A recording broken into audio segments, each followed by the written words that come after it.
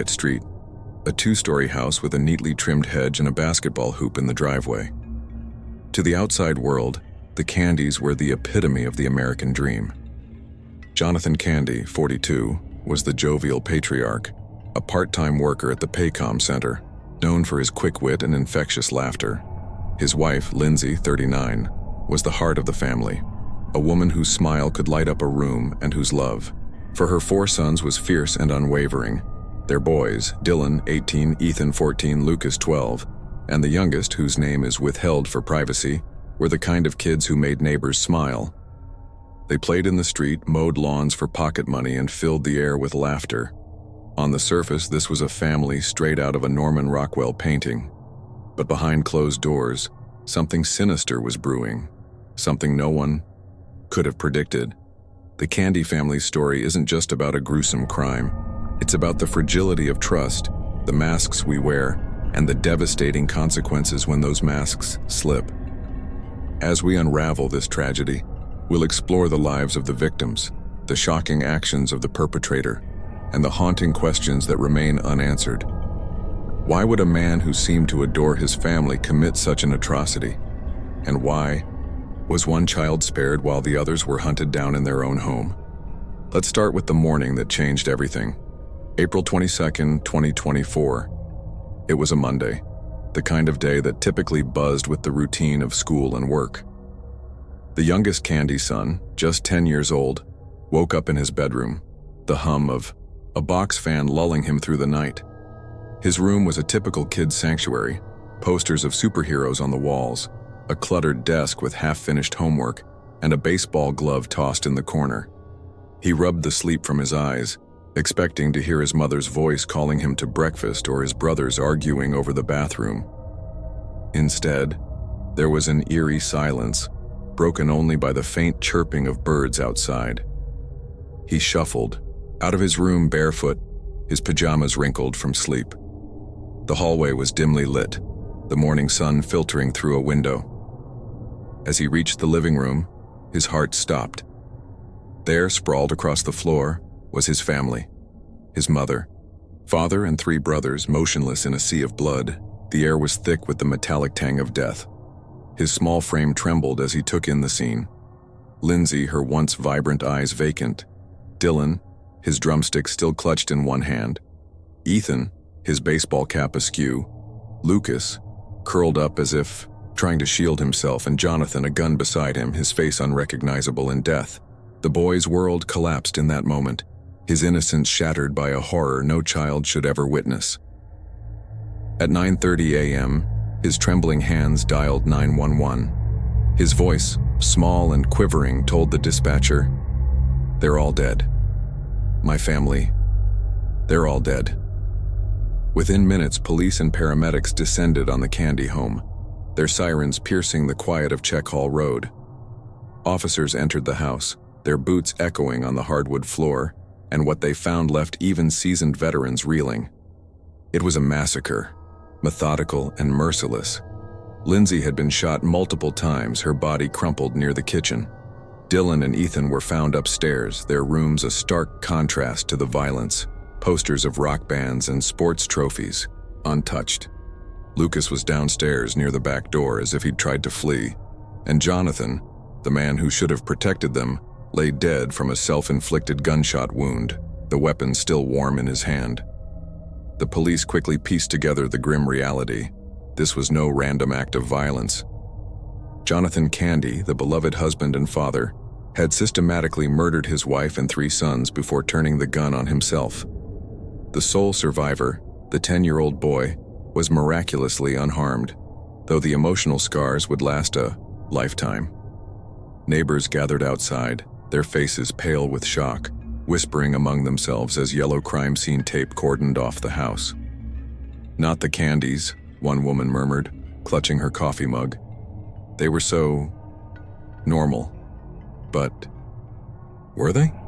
To understand this tragedy, we need to peel back the layers of the Candy family's life, to explore the people they were and the secrets that may have festered beneath their perfect facade.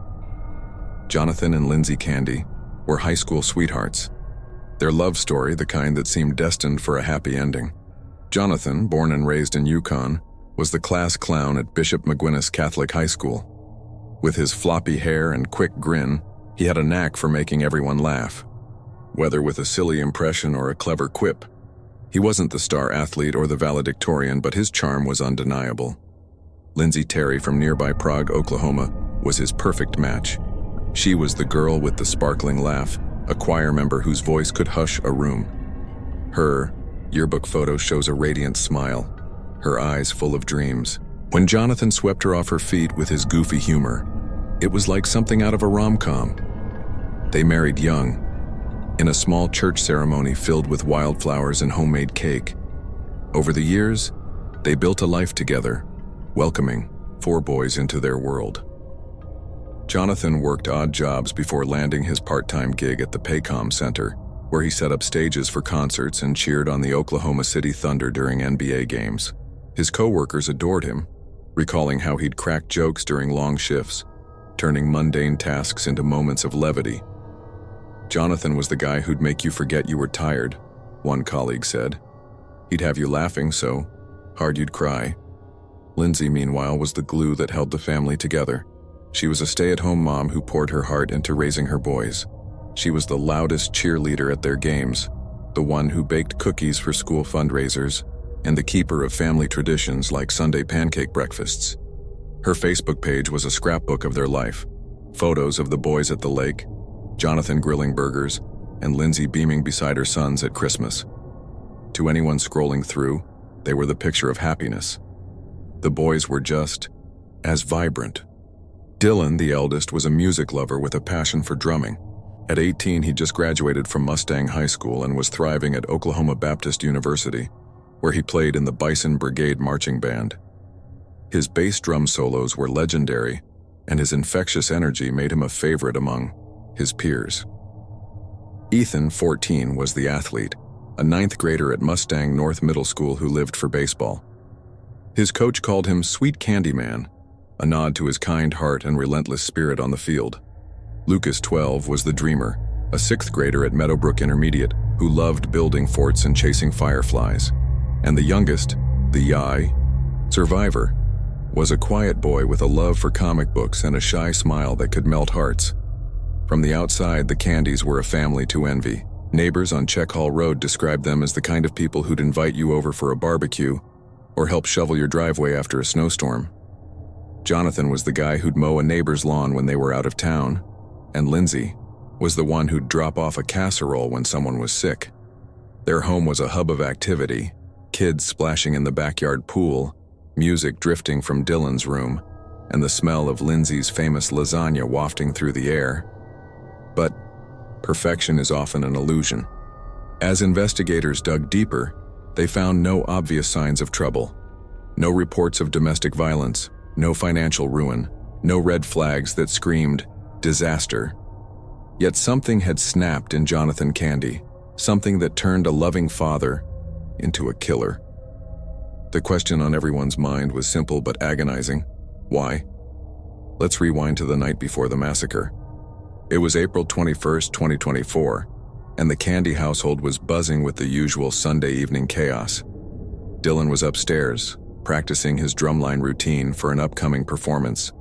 Ethan and Lucas were sprawled on the living room couch, arguing over a video game.